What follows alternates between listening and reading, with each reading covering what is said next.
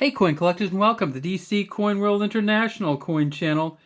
Today we're going to talk about the 1974 United States Roosevelt dimes from the United States, and we're going to talk about how valuable they are and which ones were the most expensive. But first we're going to talk about how poorly they were made.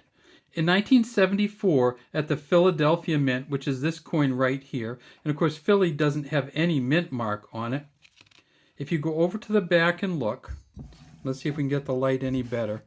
You will almost never find, probably never ever find, a United States dime with both bands visible on the back here. And that's because they've only graded one ever at PCGS, Professional Coin Grading Service, that had both lines on the back. So there's essentially one Philadelphia ever with the full bands. That means that all the rest of them don't have very good bands on them. And in fact, on this one, which is a mint set one, you can't see the band separation on the top or the bottom. When you get a year that's this bad, if you get any coin that's just a little bit better than the norm, it could be worth some money. What was the reason that they made such bad dimes at Philly? It's hard telling. A lot of people have speculated, and my speculation is that 1974 was the year that the Philadelphia Flyers only had Canadian players on the team. In fact, they won the Stanley Cup 2 years in a row with only Canadian players, no U.S. and no European players for the 74 Philadelphia Flyers. Well, let's take a look at the coin. So this is Philadelphia. It says Liberty in front of Roosevelt. In God We Trust down here. JS for John Sinek, the engraver of the coin, and then the year 1974. And you can see that's one of those big wide fours. And you can also see that the we is messy, but it's on there. At Philadelphia, they made $470 million, 75% copper, 25% nickel. And if you look on the side, you can see that full copper center there. On the back, it says United States of America at the top, E pluribus unum here, one dime here. And look at that U.S., another just incredibly faded. Now, how did the U.S. get faded and all the rest of it came through? Who knows? We have an olive branch on this side of the torch and a maple sprig on this side of the torch, and you can actually see the acorns right there. And then you have the torch. Reasonably good definition here on the torch. Reasonably good definition here on the oak and the olive, but look at that torch. Even at the top, there's very, very little definition to it. So you just don't have any detail. Why the torch was bad? Some people say that it was because the stamps or the dies they were using were just worn out, and I think that's probably the real reason. Where else did they make it? Well, they made it at the Denver Mint, and you can tell the Denver Mint because you have the D right here. At the Denver Mint, they made $571 million. The auction record for a Denver Mint coin is $1,020. The highest ever graded was a Mint State 67.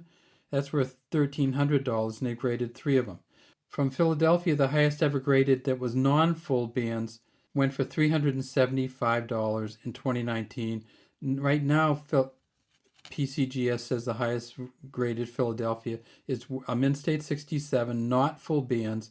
They found 17 of them, and those are worth $250.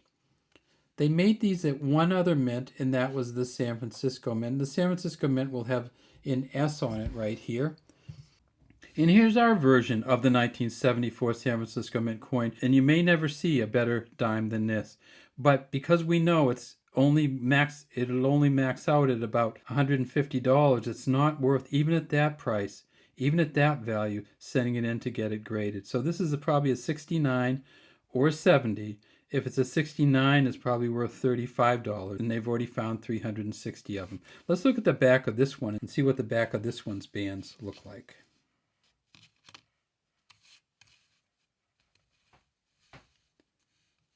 And that's what a full bands dime is going to look like. See how the incredible separation there. See the separation there, and then see the incredible separation there. And that's what full bands are. So one band separated by another, by a line, and then down here one band separated by a line. But of course, when you're talking about San Francisco Mint coins, you're always talking about full bands versions. At San Francisco Mint, they only made proof coins, 2.6 million of them. The auction record for a San Francisco Mint coin with the S on it, $2,079 for a deep cameo proof 70. Unfortunately for us, once somebody paid $2,000 for it in 2014, people started really looking for them.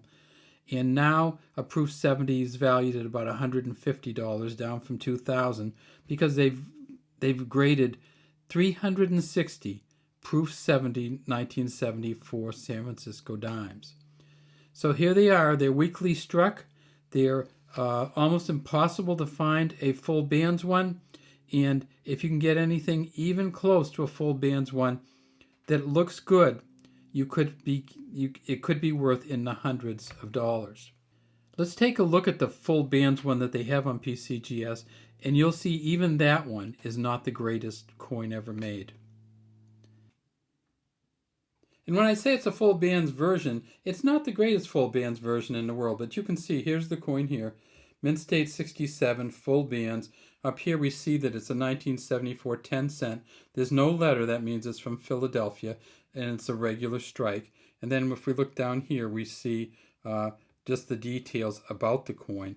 And then if we look to the back, we see really good bands there with a great separation. But down here, this is considered the best full bands version they've ever seen. And you can see the side of the bands is a little mushy, but there is a line in the middle. And if that's the best you're going to get from 1967, you can see why people were disappointed in the quality of their dimes. All right, so that's the full bands version. And you can see, don't think just because your coin's a little scratchy, it doesn't look great, if it's a 1974, that it's not valuable. If it has anything close to approaching the full bands, it could be worth the hundreds of dollars. All right, that's all we have today from DC Coin World International Coin Channel. Please subscribe to our channel and leave any comments you have in the comment section.